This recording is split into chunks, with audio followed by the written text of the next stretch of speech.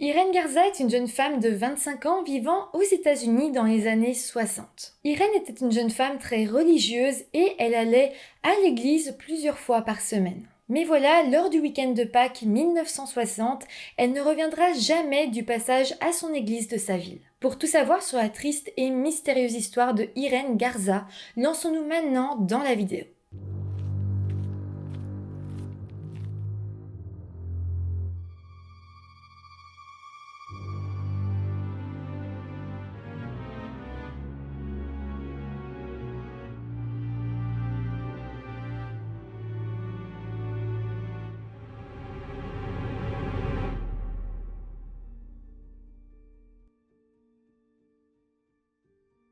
Hello tout le monde, j'espère que vous allez bien. On se retrouve aujourd'hui avec une histoire où on va parler des dérives de l'église catholique, en tout cas dans les années 60. Donc voilà, j'espère que la vidéo vous intéressera. Moi j'ai trouvé l'affaire, l'histoire très surprenante et vous allez voir la fin vraiment est assez dingue. Et assez bien d'ailleurs. Donc voilà, lançons-nous dans la vidéo. Irène Garza est née le 15 novembre 1934 et elle a grandi aux États-Unis à McAllen, au sud du Texas. Ses parents Nicolas et Josefina possédaient une entreprise de nettoyage à sec et Irène a été leur tout premier enfant. Lorsqu'Irène était adolescente, l'entreprise de ses parents marchait vraiment très bien et donc sa famille a décidé de déménager vers le nord de la ville de McAllen. En fait, le nord est un endroit beaucoup plus aisé, donc ils sont passés du sud de la ville vers le nord de la ville. Irène a eu une enfance et une adolescence heureuses. Elle a grandi dans une famille qui était très catholique et d'ailleurs durant toute sa vie, Irène ira à l'église. Presque tous les samedis, elle se rendait donc à l'église de sa ville pour s'y confesser et les dimanches, elle ne ratait jamais la messe. Mis à part ça, Irène a été diplômée de la McAllen High School où elle est devenue la première latina à se produire en tant que majorette de tambour principal. Après ses humanités, Irène a décidé d'aller étudier à l'université et là-bas elle sera couronnée reine du bal de promotion dès son arrivée et en plus de ça, Irène avait remporté un concours de beauté et avait été sacrée Miss Texas en 1958. Après ça, à la sortie de l'université, Irène est devenue enseignante dans une école primaire et là-bas elle est devenue une professeure très engagée au point de consacrer sa vie à ses élèves. Elle a même dépensé son propre argent pour acheter aux élèves des fournitures scolaires. En 1960, donc au moment des faits, elle venait même de devenir secrétaire de son association de parents d'élèves. Du haut de ses 25 ans, Irène était connue pour être une personne élégante, sympathique et aimante qui ferait n'importe quoi pour ses proches. Elle était un peu timide mais elle s'épanouissait tellement dans son travail que souvent elle arrivait à passer au-dessus et d'ailleurs son travail et son implication l'aidaient à avoir beaucoup plus confiance en elle. Nous sommes maintenant le samedi 16 avril 1960, donc en plein week-end de Pâques. Irène habitait donc toujours avec ses parents et ce soir-là, en soirée, Irène va dire à ses parents qu'elle se rend à l'église de la ville pour se confesser, donc rien d'étrange vu qu'elle le faisait presque chaque samedi. Irène a alors pris la voiture familiale et s'est rendue à l'église du Sacré-Cœur et beaucoup de gens se rappellent d'elle à l'église ce soir-là parce que comme je vous l'ai dit, Irène était très jolie donc on ne passait pas vraiment à côté sans la remarquer. Mais voilà, les heures passent et Irène ne rentre pas à la maison. D'ailleurs, ses parents commencent un petit peu à s'inquiéter. Il est maintenant minuit, Irène n'est toujours pas rentrée, mais ses parents, donc Nicolas et Josefina, essayent de se rassurer en se disant que peut-être Irène est restée à l'église pour assister à la messe de minuit comme nous étions le week-end de Pâques. Ils attendent encore un peu mais à 3h du matin, lorsqu'Irène n'est toujours pas rentrée chez elle, ses parents décident de signaler sa disparition en se rendant au commissariat de police de la ville. Le lendemain, donc le dimanche 17 avril 1960, la voiture d'Irène va être retrouvée en bas de la rue menant jusqu'à l'église. Il n'y avait vraiment rien de spécial, sa voiture était garée, comme si Irène avait voulu se rendre à l'église normalement, mais Irène restait introuvable. Le lundi 18 avril, des passants vont retrouver le sac à main d'Irène, sa chaussure à talons gauche, ainsi que son voile en dentelle étendu sur plusieurs centaines de mètres sur une seule et même route qui se situait vraiment près de l'église. Ces découvertes ont donc lancé une recherche vraiment massive qui a été lancée par le bureau du shérif de la ville. Et il faut savoir que donc les recherches se sont faites à cheval. Il y avait vraiment énormément de policiers et c'était l'une des plus grandes, si pas la plus grande recherche pour une personne qui avait eu lieu à ce moment-là dans cette ville. Mais voilà, en même temps que les recherches avaient lieu, les parents d'Irène vont recevoir un appel téléphonique anonyme et au bout du fil, c'est une femme qui prétend être leur fille. Elle leur dit au téléphone qu'elle a été kidnappée et emmenée dans un hôtel à proximité de la ville de Hidalgo, au Texas. Mais bon, malheureusement ou heureusement, l'appel s'est avéré être faux. Il va y avoir un deuxième espoir cette même semaine.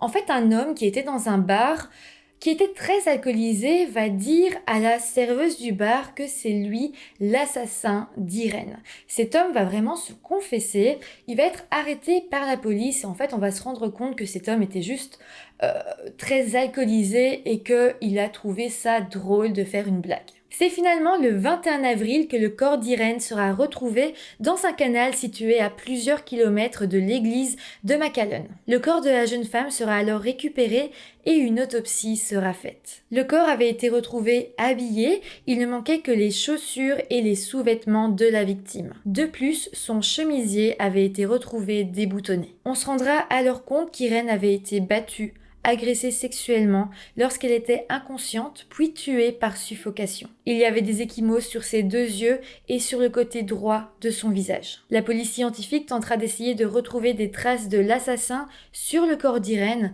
mais malheureusement, après avoir passé plusieurs jours dans l'eau, eh bien, toutes les traces ADN possibles qu'on aurait pu retrouver sur le corps d'Irène ne pouvaient pas être retrouvées. Tout avait été pris par l'eau. Bon, je dis traces ADN, c'est vrai qu'en 1960, il n'y a pas vraiment d'ADN, mais en tout cas, des mèches de cheveux, n'importe quoi qui aurait pu peut-être amener à l'assassin, tout avait été emporté par l'eau. Une seule empreinte de pas a été découverte près du canal, mais malheureusement la police n'a jamais été en mesure de la faire correspondre à qui que ce soit. Les policiers ont alors interrogé plus de 500 personnes dans plusieurs villes du Texas. Il y avait parmi ces personnes de la famille d'Irène, des proches d'Irène, des délinquants connus pour agression sexuelle, et puis il y avait aussi l'ex-petite amie d'Irène.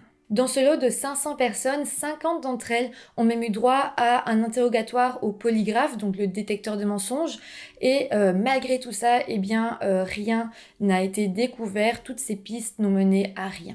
Le bureau de shérif de la ville a offert 2500 $ de récompense pour toute information qui mènerait à comprendre qu'est-ce qui a pu arriver à Irène, qui a pu s'en prendre à elle. Mais là non plus, ça n'a rien donné. Même des hommes d'affaires assez riches des environs du Texas ont donné 10 000 $ de plus pour la récompense. Mais ça non plus, ça n'a rien fait. Mais bon, heureusement, les choses vont quand même s'accélérer quelques semaines plus tard. En fait, dans le but de retrouver plus d'indices, le canal où Irène avait été retrouvée a été vidé quelques semaines après la découverte du corps. Grâce à ça, une visionneuse de diapositives vertes et un cordon ont été retrouvés. Ce cordon et ce petit projecteur, les policiers vont directement penser qu'il s'agit sans doute d'objets appartenant au tueur d'Irène. Pour essayer de savoir à qui appartenait ce mini-projecteur, la police a rendu la photo de l'objet public au cas où certaines personnes le reconnaîtraient et ça a marché. L'objet appartenait en fait au père John Bernard Fate, qui était donc le prêtre de l'église où s'était rendue Irène le soir de sa disparition. Le prêtre avouera que l'objet est bel et bien à lui. Par contre, il dira qu'il ne sait absolument pas comment l'objet a pu se retrouver dans le canal. Le père John Bernard Fate est en fait un prêtre âgé de 27 ans qui exerçait donc à McAllen dans l'église du Sacré-Cœur depuis qu'il avait terminé sa formation au séminaire de San Antonio. La police apprendra alors que le jour de la disparition d'Irène, donc le 16 avril 1960, c'est le père Fate qui a entendu les dernières confessions d'Irène. En plus, au moment des faits, des collègues prêtres avaient remarqué des égratignures sur les mains du père Fate après la messe de minuit. Mais ce n'est pas tout, ils diront aussi que ce soir-là, avant la messe, lorsque Irène est venue à l'église pour se faire confesser, le père Fate a accepté de la confesser, mais par contre, il ne l'a pas fait à l'église. Il l'a en fait emmenée au presbytère pour la confesser. Donc pour ceux qui ne le savent pas, le presbytère, c'est l'endroit où vit le curé. Donc c'est quand même assez étrange que le père Fate l'ait emmené se confesser chez lui. Quand la police a été mise au courant des faits, ils ont alors emmené le père Fate au commissariat pour lui faire passer le test du polygraphe. À ce moment-là, quand on lui demandera s'il avait recueilli les confessions d'Irène cette nuit-là, il niera les faits. Par contre, il expliquera s'être bel et bien absenté de l'église pour aller au presbytère, car en écoutant les confessions, il aurait cassé ses lunettes. Il explique donc qu'il aurait dû rentrer à la résidence des prêtres pour aller les changer. Je précise quand même qu'à l'église du Sacré-Cœur, il y avait le prêtre Fate, mais il y avait aussi d'autres prêtres, et donc tous vivaient au presbytère dans cette résidence. Donc voilà, le père Fate explique que ce soir-là, il retourne au presbytère pour prendre ses lunettes, sauf que, arrivé devant la porte, il se serait rendu compte qu'il avait oublié ses clés à l'église. Il aurait donc pas vraiment voulu refaire le chemin jusqu'à l'église pour aller les chercher, et il aurait décidé d'escalader le mur de briques jusqu'au 2e étage, ce qui expliquerait d'ailleurs les égratignures qu'il avait sur les mains. Évidemment, les policiers seront pas vraiment satisfaits de cette explication et ils continueront à travailler un petit peu le père Fate, jusqu'à ce que le prêtre avoue enfin qu'il avait bel et bien reçu les confessions d'Irène à son presbytère. Les policiers diront alors que le test du polygraphe avait été réussi par le père Fate, mais quelques jours après, ils changeront de discours. Ils diront en fait que le test du polygraphe du père n'avait pas été vraiment très concluant, donc c'est un peu vaste parce que on sait que le prêtre a nié, puis qu'après il a accepté de dire qu'il avait bel et bien confessé Irène à son presbytère, mais ça reste étrange parce que à ce moment-là, c'est qu'il avait les clés, sauf que il garde toujours cette version comme quoi il a dû escalader. Rien ne tient, rien ne va ensemble. Donc évidemment, les policiers se rendent compte que le prêtre a comme quelque chose à cacher. De plus, le père Fate a à ce moment-là été déterminé comme étant la dernière personne à avoir vu Irène en vie. Mais bon, le prêtre n'a pas du tout été inculpé, donc il a été remis en liberté.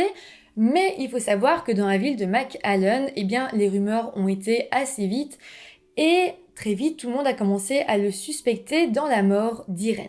De plus, et ça va venir accentuer le doute, on va se rappeler que 3 semaines avant la mort d'Irène, une femme qui s'appelle Maria America Guerra, qui avait 20 ans, avait été agressée alors qu'elle était agenouillée à la rampe de communion de l'église catholique de Édimbourg, une ville de la région de McAllen. La victime a alors été retrouvée et elle a expliqué que le jour de son agression, elle se rendait donc à l'église d'Édimbourg.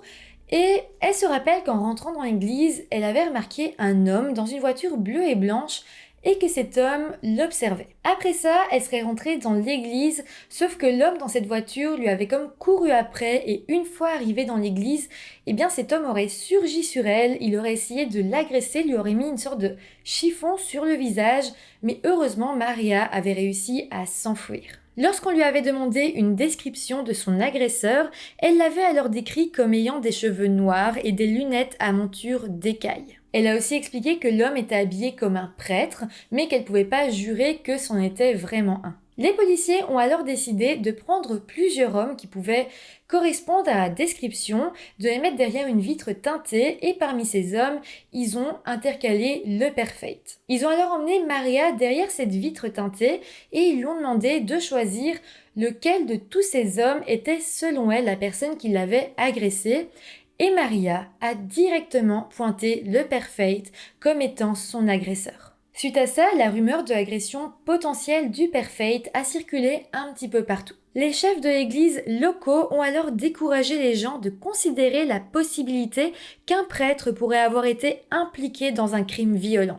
Le père Fate, de son côté, a admis avoir rendu visite à un prêtre de cette église le jour de l'attaque de Maria, mais va nier l'avoir agressé. Mais voilà, la police avait toutes les preuves qu'il fallait pour arrêter le père Fate, et lorsqu'ils se sont rendus chez lui pour l'arrêter, le père a été introuvable. Il était pourtant condamné pour agression et donc il était recherché. Mais bon, le père s'est rendu à la police une semaine plus tard et en fait, il dira à la police qu'il était hospitalisé en dehors de la ville. Et pourquoi est-ce qu'il était hospitalisé? C'est parce qu'il avait des problèmes de stress, d'anxiété à cause de toute cette histoire autour d'Irène.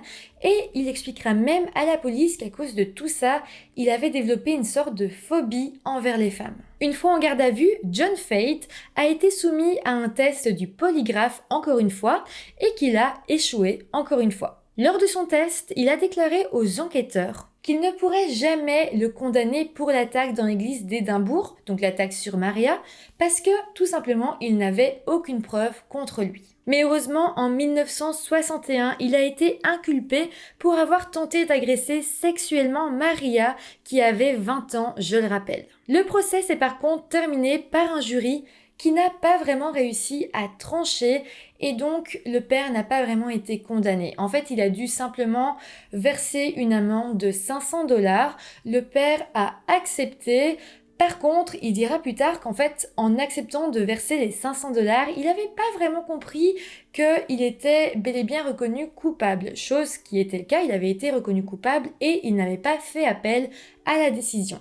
Donc, il a pas fait appel au fait qu'il n'était pas coupable, donc c'est qu'il l'était, mais pour ne pas vraiment devoir assumer, il a juste dit qu'il n'avait pas compris. Donc là, le père Fate a été un petit peu condamné pour sa tentative d'agression sexuelle sur Maria, mais nous sommes près de 1 an après la mort d'Irène, et il n'est pas condamné pour meurtre, il n'est même presque plus suspecté par la police. D'ailleurs, la famille d'Irène pensait fortement déjà à ce moment-là qu'il y avait un accord entre l'église catholique et la police pour qu'ils n'accusent pas le père Fate de la mort d'Irène. D'ailleurs, en 1962, le père Fate a quitté la ville de McAllen, il a quitté l'église du Sacré-Cœur et il s'est installé dans un monastère qui se situait dans le Missouri, puis il ira dans un autre ordre religieux qui se situait au Nouveau-Mexique. Sur place, il recevait les confessions d'hommes ayant agressé de jeunes enfants. Par la suite, donc en 1972, John a décidé de quitter le sanctuaire. Il a déménagé en Arizona où il s'est marié et où il a fondé une famille. Sur place, il a d'ailleurs travaillé à l'association caritative Saint-Vincent-de-Paul dans la ville de Phoenix où il a formé de nouveaux bénévoles. C'est assez dingue parce que le cas d'Irène est resté dans un fond de tiroir pendant des années. La police n'a plus cherché d'autres potentiels témoins ou agresseurs, ils ont tout simplement abandonné les recherches. Heureusement, les choses vont changer en 2002, lorsque les Rangers du Texas vont être invités à reprendre l'affaire. C'est donc 42 ans après la mort d'Irène. Des tests ADN ont alors été faits sur les vêtements d'Irène, mais malheureusement aucune preuve ADN n'a été retrouvée. Mais voilà, les choses vont évoluer grâce à un témoin qui va parler. La police de San Antonio va recevoir un appel téléphonique d'un moine qui s'appelle Dan Tacheny. Dan Tacheny va alors expliquer qu'en 1962, lorsque le père Fate s'est rendu dans son monastère dans le Missouri, un abbé de l'abbaye est venu le voir. L'abbé va alors expliquer au moine Dan Tacheny que voilà, il a parlé au père Fate et il s'est confessé à lui. Il s'est confessé en disant qu'il avait tué une jeune femme lorsqu'il habitait dans la ville de McAllen. L'abbé avait alors demandé au moine Tacheny de s'occuper du père Fate et de voir s'il pouvait bel et bien intégrer le monastère et surtout pour pouvoir le conseiller. Le moine avait alors accepté de s'occuper du père Fate et pendant qu'il passait du temps avec, le père Fate s'était confié à lui à ce moment-là. John Fate lui dira alors qu'il avait blessé une jeune femme et qu'il en avait tué une autre. Il lui précisera même que c'était pendant le week-end de Pâques de 1960 et qu'il avait étouffé une jeune femme pendant une de ses confessions. À ce moment-là, le moine Tacheny n'avait rien dit au policier parce qu'en fait, il avait dit au père Fate que c'était pas son rôle de juger, qu'il recueillait ses confessions et c'était tout. Le moine Tacheny avait alors gardé les confessions pour lui jusqu'en 2002, moment où tout ça était trop lourd à porter pour lui. Mais il faut savoir que le moine en savait vraiment beaucoup et il donnera encore plus de détails aux policiers. Il expliquera alors que le père Fate se serait jeté sur Irène pendant qu'elle se confessait au presbytère. Il l'aurait battue jusqu'à pouvoir l'agresser sexuellement. Puis il l'aurait amenée au sous-sol et puis dans sa salle de bain, il l'aurait laissée dans la baignoire puis lui aurait mis un sac sur la tête. Le père Fate aurait alors dit qu'à ce moment-là, Irène était vivante, mais que lorsqu'il était revenu dans la salle de bain, elle était morte. Elle avait étouffé dans le sac plastique. Après ça, le père Fate aurait dit qu'il aurait jeté son corps dans le canal. Le père Fate avait même confié qu'il n'avait pas été arrêté au moment des faits car les membres de l'église l'avaient protégé dans l'espoir d'éviter un scandale. Il avait donc dit au moine que c'était comme ça qu'il s'était retrouvé dans ce monastère au Missouri. Le moine aurait par la suite refusé que le père Fate puisse s'installer dans ce monastère et c'est pour ça que le père Fate se serait ensuite retrouvé dans un autre monastère au Nouveau-Mexique. Le moine Tachoni dira alors au policier qu'il n'a donc rien dit pendant toutes ces années parce que selon lui ce n'était pas à lui de juger, mais le déclencheur pour lui c'est en fait qu'il atteignait la fin de sa vie et un auteur l'avait approché pour écrire un livre sur sa vie de moine et il se sentait mal d'avoir un livre sur lui, de parler de sa vie de moine en gardant en tête ce fardeau, en gardant en tête cette confession et que c'est pour ça qu'il avait ressenti le besoin de tout dire à la police. Donc après avoir entendu le témoignage du moine Tachoni, le moine et les policiers vont essayer de tendre un piège au père Fate. Dal Tachoni devait en fait téléphoner au père Fate et essayer de lui faire parler de cette confession. La police avait mis l'appel téléphonique sur écoute. Ça s'est bien passé au début jusqu'à ce que le moine essaye de parler justement de cette confession du père Fate et à ce moment-là, John Fate a senti un petit peu le truc arriver et il a dit qu'il ne s'en rappelait pas, que c'était dans les années 60, que c'était il y a trop longtemps et que donc il avait aucune idée de ce dont le moine lui parlait. Mais bon, suite à ces événements, un des enquêteurs des Texas Rangers a décidé de prendre les choses en main et de contacter l'un des prêtres qui avait exercé dans l'église du Sacré-Cœur de McAllen en même temps que le père Fate, donc en 1960. Le Rangers avait en fait vu une émission télé 2 ans plus tôt où ce prêtre qui avait exercé en même temps que John Fate avait dit qu'il ne savait rien sur la mort d'Irene, mais malgré tout, le Rangers avait envie de tenter sa chance. Le prêtre va alors être appelé par le Rangers et là, il a enfin avoué qu'en 1960, le père Fate lui avait confié être bel et bien l'assassin d'Irene et il confiera même l'avoir protégée. Grâce à ça, les Rangers vont enfin pouvoir contacter le procureur pour demander à ce que le père John Fate soit jugé enfin. Mais malheureusement, le procureur dira que voilà, nous sommes en 2002, l'affaire était en 1960, c'était trop tard, on ne pouvait plus le juger. Le procureur dira même aux Rangers que les preuves sont trop faibles, que le père qui avait travaillé à l'époque avec John Fate était maintenant trop vieux, qu'il était sénile, qu'il disait n'importe quoi et que c'était possible que le moine ait dit tout ça parce que les policiers, parce que les Rangers lui avaient donné des informations et donc avaient interprété ce qu'il disait un petit peu à leur préférence. Donc en gros, on explique aux enquêteurs que les témoignages ne sont pas recevables. Quand la famille d'Irene a été mise au courant de la décision du procureur, elle a organisé une veillée aux chandelles devant le palais de justice en signe de protestation. De plus, plusieurs médias ont soutenu le combat de la famille et grâce à ça, en 2004, le procureur a décidé de porter l'affaire devant un grand jury. Mais bon, les témoins n'ont pas été entendus devant le grand jury et John Fate n'a même pas été invité à comparaître. De plus, le jury n'a pas eu accès aux enregistrements audio de l'époque ni aux transcriptions. Et donc le grand jury a décidé à son tour de ne pas inculper l'ancien prêtre. Quelques années plus tard, un nouveau procureur est arrivé. Et grâce à lui, une nouvelle enquête sur le cas d'Irene Garza a pu être lancée.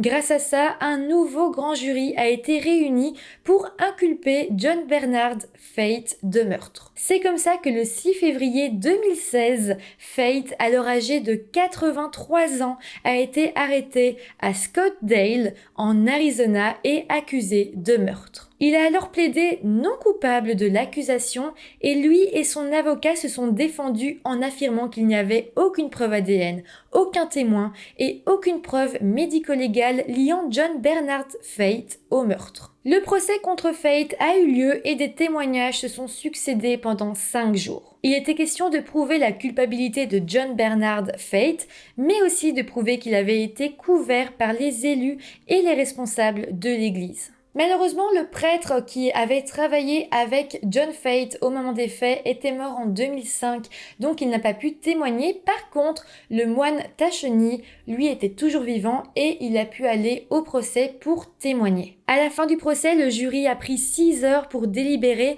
avant de rendre son verdict. John Bernard Fate fut alors reconnu coupable du meurtre d'Irene. Il fut condamné le 8 décembre 2017 à la prison à vie avec une possibilité de libération conditionnelle en 2028, donc au moment où il serait âgé de 95 ans. Il sera alors emprisonné au Texas, mais décédera à peine 3 ans plus tard, le 12 février 2020, de cause naturelle. Il faut vraiment se dire que le meurtre d'Irene a hanté la ville de McAllen pendant des décennies.